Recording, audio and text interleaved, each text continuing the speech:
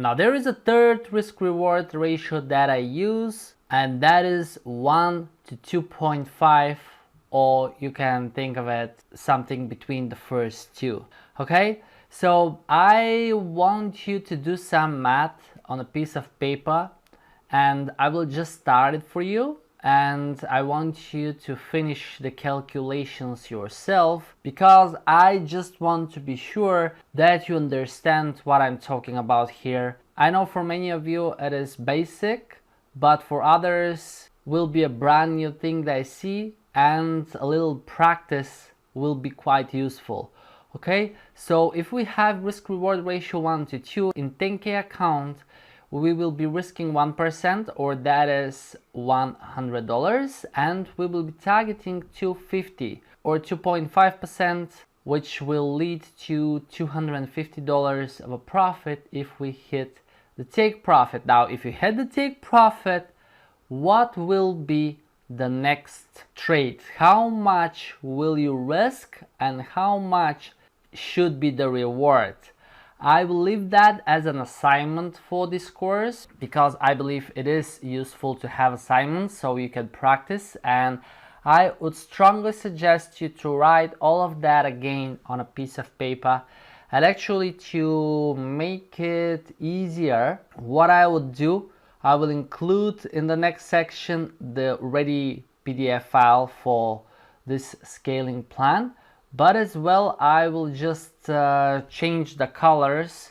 Let's say I will make it with a white background, and I will go for a black text color, so you can print that out and you can write by hand potential outcomes, like what will happen if you lose 1% and with the next trade you make 3%, and then you lose again, and next time you do 2 consecutive profits. So play around with it, just type a few different scenarios with each risk reward ratio, so we will know what are the risks and actually what are the benefits at the same time with this scale up money management that I use.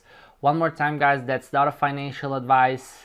Check out the PDFs attached, and I will leave it on you to decide if you want to trade with such money management or you prefer something simpler. But as you saw with the FTMO challenge, I reached 10% quickly just because I increased the lot size to 3, because I already had a profit.